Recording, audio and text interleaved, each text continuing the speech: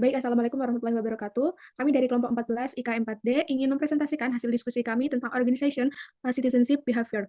Sebelumnya, perkenalkan nama saya Sylvian Dun Aprilia dan teman saya Nashwa Naila dan juga Jelita. Bisa di next. Pada kesempatan kali ini saya ingin menjelaskan tentang definisi dari OCB. Jadi, Organizational Citizenship Behavior atau OCB ini didefinisikan sebagai perilaku individu yang bebas, tidak secara langsung atau eksplisit diakui oleh sistem penghargaan formal dan secara agregat yang mempromosikan fungsi efektif dari organisasi.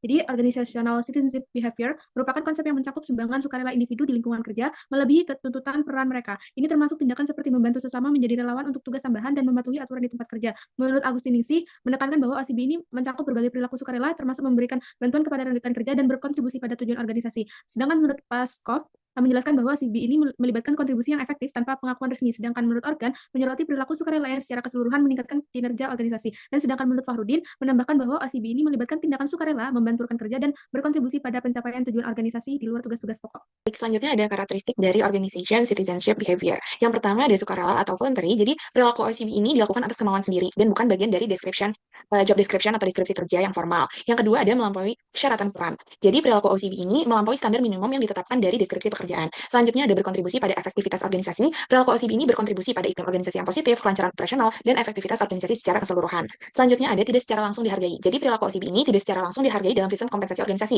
misalkan melalui kenaikan gaji atau promosi. Selanjutnya ada bergantung pada konteks. Jadi manifestasi spesifik dari OCB ini dapat bervariasi tergantung pada budaya organisasi itu, industri, dan sifat pekerjaan. Dan yang terakhir ada proaktif atau karyawan ini mengambil inisiatif tanpa menunggu instruksi atau arahan. Bisa di next. Selanjutnya ada dimensi dari organization citizenship behavior. Menurut Organ, dalam Hoffman 2007 mengidentifikasikan 5 dimensi tentang OCB, yaitu altruism, courtesy, civic virtue, conscientious, dan sportsmanship. Yang pertama ada altruism, menunjukkan suatu pribadi yang lebih mementingkan kepentingan orang lain dibandingkan dengan kepentingan pribadinya. Misalnya, karyawan yang sudah selesai dengan pekerjaannya membantu karyawan lain yang sedang menghadapi kerjaan yang sulit. Yang kedua ada courtesy atau kesopanan, yaitu menunjukkan suatu perilaku membantu orang lain secara sukarela yang bukan merupakan tugas serta kewajibannya. Dimensi ini tuh menunjukkan bahwa perilaku membantu karyawan baru berkaitan dengan masalah-masalah yang dihadapi, misalnya membantu dalam mempergunakan peralatan dalam bekerja. Dimensi ini juga disebut altruism, peacemaking, atau cheerleading.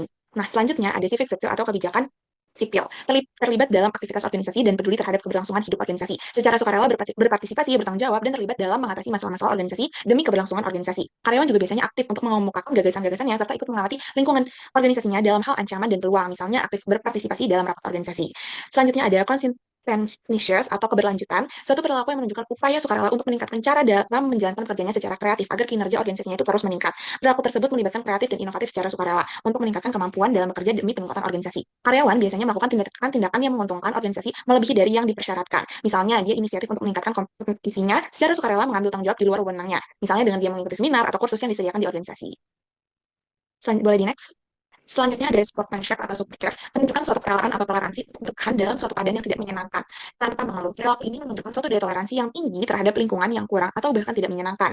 Menurut Potsakov tahun 2000 dalam Budi Harjo 2004, dimensi ini kurang dapat perhatian dalam penelitian empiris. Dikatakan pula bahwa sportsmanship seharusnya memiliki cakupan yang lebih luas dalam pengertian individu, tidak hanya menahan ketidakpuasan, tetapi individu tersebut tetap harus bersikap positif serta bersedia mengorbankan kepentingan sendiri demi keberlangsungan organisasi. Misalnya saat dirinya tidak nyaman dengan kondisi pekerjaannya. Berikut ada jenis-jenis OCB. Jadi menurut Graham 1991 dalam Balino, Turnuley, dan Bloodgood memberikan konseptualisasi OCB yang berbasis pada filosofi politik dan teori politik modern. Dengan menggunakan perspektif teoritis ini, Graham menemukan 3 bentuk OCB, yaitu 1. Ketaatan audiens yang menggambarkan kemauan karyawan untuk menerima dan mematuhi peraturan dan prosedur organisasi. Yang kedua, loyalitas atau loyalty yang menggambarkan kemauan karyawan untuk menempatkan kepentingan pribadi mereka untuk keuntungan dan kelangsungan organisasi. Dan yang ketiga itu partisipasi atau participation yang menggambarkan kemauan karyawan untuk secara aktif mengembangkan seluruh aspek kehidupan organisasi. Partisipasi terdiri dari partisipasi sosial, partisipasi advokasi, dan juga partisipasi fungsional yang sudah telah dijabarkan pada PPT tersebut.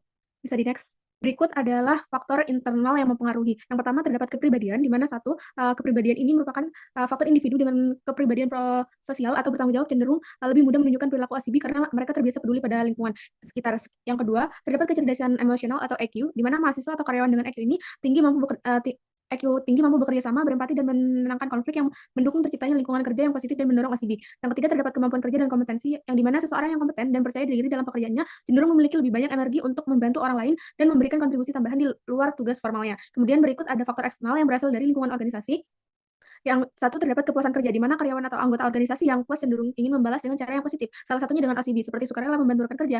Yang kedua juga terdapat komitmen organisasi. Semakin tinggi komitmen, semakin besar keinginan individu untuk berkontribusi melebihi tugas formalnya. Yang ketiga, gaya kepemimpinan. Pemimpin yang menghargai kontribusi dan memberi teladan positif akan memotivasi anggota untuk menunjukkan OCB secara sukarela. Dan yang keempat yaitu budaya organisasi. Budaya yang menekankan kerjasama, solidaritas, dan rasa memiliki akan memperkuat OCB karena individu merasa nyaman untuk terlibat lebih. Yang kelima, terdapat persepsi keadilan, di mana jika mereka diperlakukan adil, individu cenderung menunjukkan perilaku positif sebagai bentuk timbal balik. Selanjutnya ada manfaat dari OCB. Diadaptasi dari Potsakov, dapat disimpulkan manfaat OCB sebagai berikut. Yang pertama, OCB meningkatkan produktivitas rekan kerja. Yang kedua, OCB juga meningkatkan produktivitas manajer. OCB juga mengurangi pengeluaran sumber daya yang dimiliki organisasi dan manajemen secara keseluruhan. Selanjutnya, OCB juga membantu meminimalkan energi sumber daya yang langka untuk memelihara fungsi dari organisasi atau kelompok. OCB juga dapat menjadi sarana efektif untuk mengkoordinasikan kegiatan dalam kelompok kerja. Selanjutnya, OCB juga meningkatkan kemampuan organisasi untuk menarik dan mempertahankan karyawan terbaik. Selanjutnya, OCB meningkatkan stabilitas kinerja organisasi. Dan yang terakhir, OCB dapat meningkatkan kapasitas organisasi untuk beradaptasi terhadap perubahan lingkungan. Selanjutnya ada dampak positif dan dampak negatif dari OCB. Dampak positifnya yang pertama adalah meningkatkan kinerja organisasi, yang kedua meningkatkan kepuasan kerja, ketiga meningkatkan citra organisasi, yang keempat meningkatkan kepuasan pelanggan. Untuk dampak negatifnya yang pertama adalah kelelahan dan burnout, yang kedua ketidakseimbangan kehidupan kerja dan urusan pribadi, yang ketiga dieksploitasi oleh atasan atau rekan kerjanya, yang keempat potensi konflik dan ketidakseimbangan kerja antar karyawan. Selanjutnya adalah strategi untuk mengatasi masalah akibat OCB. Organisasi perlu menerapkan strategi yang seimbang, yakni yang pertama penting untuk memberikan penghargaan yang adil terhadap perilaku sukarela agar karyawan merasa dihargai. Yang kedua, manajemen perlu menjaga beban kerja yang proporsional agar OCB tidak menyebabkan kelelahan atau burnout dan membangun budaya kerja yang positif. Yang ketiga, melakukan pelatihan dan penguatan budaya organisasi untuk menumbuhkan pemahaman bersama tentang OCB. Yang keempat, organisasi harus menetapkan batasan yang jelas antara peran formal dan sukarela untuk mencegah eksploitasi. Yang kelima, diperlukan pula batasan peran yang jelas, evaluasi kinerja yang adil, serta komunikasi terbuka agar OCB tetap berdampak positif tanpa merugikan karyawan. Berikut adalah studi case pertama di mana dari pengaruh kepuasan kerja terhadap organizational efficiency behavior atau OCB pada perawat di unit rawat inap RSUD Dr. Hasri Ainun Habibi. Jadi di rumah sakit ini, unit rawat ini memiliki peran penting dalam pelayanan kesehatan dan perawat ini bukan hanya bertanggung jawab secara teknis, tetapi juga diharapkan menunjukkan perilaku positif di luar tugas fungsi mereka. Kemudian dapat dilihat seperti membantu rekan kerja bersikap toleran dan dalam situasi sulit dan aktif dalam kegiatan rumah sakit. Jadi perawat ini juga menunjukkan perilaku tersebut dengan konsisten. Beberapa aktif dan peduli, namun sebagian laginya tidak memiliki menunjukkan hal yang sama dengan perawat yang lain. Jadi salah satu dugaan utamanya adalah kepuasan kerja. Jadi untuk itu dilakukan penelitian terhadap seluruh perawat di unit rawat inap ini. Kemudian juga hasilnya menunjukkan bahwa kepuasan kerja memiliki pengaruh signifikan terhadap OCB. Perawat yang merasa puas atau sangat puas dengan pekerjaannya cenderung menunjukkan perilaku OCB. Mungkin bisa di next. Berikut daftar pusaka yang kami gunakan untuk PPT kali ini. Oke, boleh di next. Sekian, terima kasih dari kelompok kami. Kurang lebihnya mohon maaf. Wassalamualaikum warahmatullahi wabarakatuh.